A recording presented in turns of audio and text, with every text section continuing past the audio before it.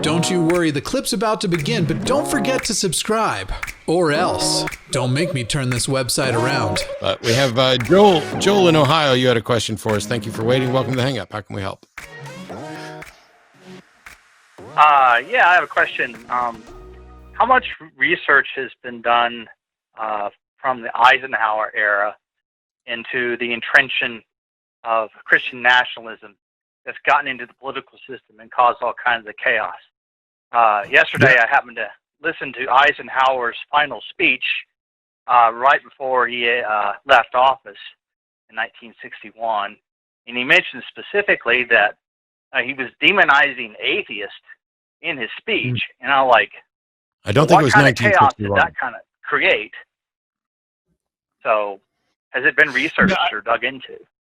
Yeah, I've done a ton, and it's all in my book, The Founding Myth. I mean, I've got a couple chapters on this, especially on the 1950s. I mean, so, we're talking about Christian nationalism now, but this is the most recent wave of Christian nationalism. And there have been a number of waves of Christian nationalism throughout American history, including in the lead up to the Civil War, including and especially in the 1950s, which really you can even go back a little bit further.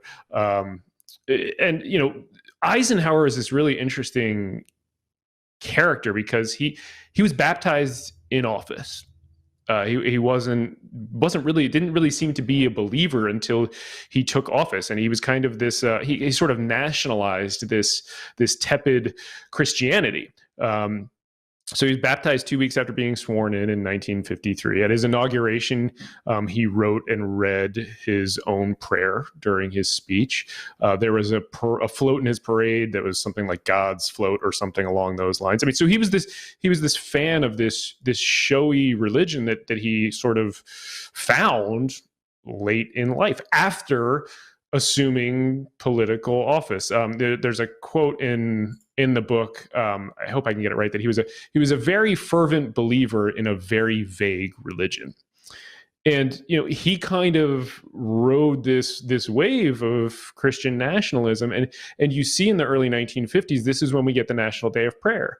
In 1953, we get the National Prayer Breakfast. There are something like almost 20 different pushes to add Jesus to the U.S. Constitution.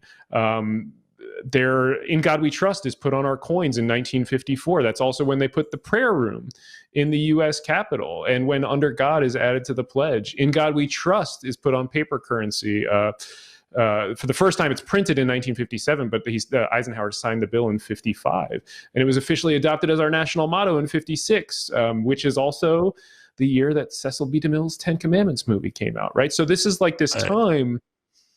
Go ahead. I just need to jump in and clarify something because of chat so that people don't think that I'm an idiot, even though on occasion I am an idiot. When I said that I didn't think he was talking about 1961, it's because the caller started talking about Roosevelt, and that was 1901 to 1909. And Roosevelt specifically talked shit about atheists. He referred to Thomas Paine as a filthy little atheist. And so I thought we were still talking about Roosevelt when we jumped to Eisenhower. So that's why I was like, that wasn't 1961. But now I'm fully caught up. But so, I mean, there's Okay. there's a ton of research, Joel, in the Founding Myth on this point, and including in the lead up to the 1950s, when you have Mad Men, like the show Mad Men, like ad men selling religion to the public, to the people, in an effort to repeal the New Deal. All of the research that I took from that part of my book, I got from Kevin Kruse, the Princeton historian who wrote One Nation Under God, How Corporate America Founded Christian America, I think is the subtitle. And Kevin helped me rewrite the chapter of the Founding Myth on this in light of all his awesome new research. So his book is kind of a much deeper dive into that particular area. There's a ton and ton of research on this, and most of it I've got in the Founding Myth. So there you go. Yet reason number. What can we do to stop it? Yeah, that's the question. Step one took place today. Despite the fact that we inaugurated a Catholic president, we inaugurated someone who's a reasonable and who I think Of all the presidents I've seen, perhaps even more so than Obama, I think Joe Biden may be amenable to working more closely with the secular community.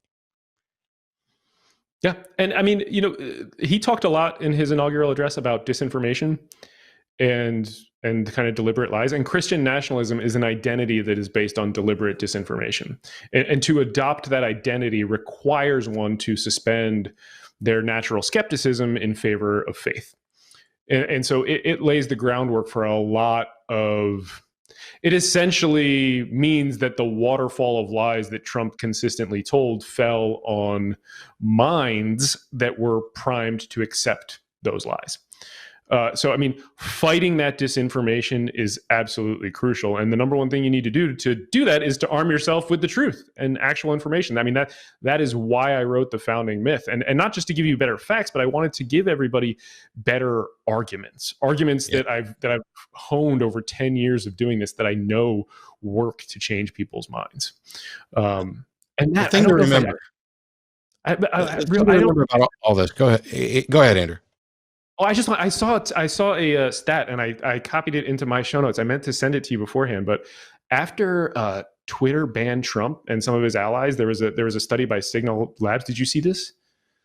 They saw a 73% decline in conversations about election fraud after they banned Trump. I mean, so like actually removing him from the platform. Twitter banned about 50 to 70,000 accounts at the same time.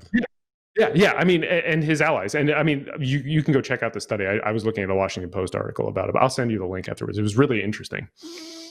No, Obama was not our first atheist president. I don't even have reason to think that Obama was in fact an atheist president. So please stop saying so. If someone tells you what their religion is, that's all you are going to be able to do. I mean, when Obama comes out and says he was an atheist, okay, fine. I don't think that's the case. And I don't have any reason to push for it. And by the way, I'm not interested in claiming particular people as atheists, nor do I think that Obama, even if he was an atheist, was anywhere near our first atheist president. I think there have been several atheist presidents who just didn't bother to talk about it or didn't bother to be honest about it. But I don't know that, so I can't say. But I also think Lincoln may have been gay. And, what do I know? Well, what do I care? What difference would it make to me if Mary Todd was okay with it? But on that note, Joel, did we get to the point there? I'm sorry for the Roosevelt Eisenhower confusion. Yes. I do have your book, Andrew. It's not easy to read, so it's a little slow. I can't read it I hear you. quick. There's a lot of layers in it, so I do appreciate it. I'm looking forward to studying a little bit more now that the Trump chaos is gone. So yeah, you can flip I'll forward. let you guys hang up on me. So. Feel free to flip forward to that chapter. I mean, I wrote the book to make it definitive so that you didn't have to go to any other source. I mean, all the sources are in there, but I wanted it to be readable and all in one place for people, which was not an easy line to walk. I already hung up on him. He asked for it. We're going to do it. Hey, thanks for checking out this clip for The Line. While you're here, hit that like button, hit subscribe, turn on notifications, and then share this with that bitter uncle of yours who loves talking about the good old days.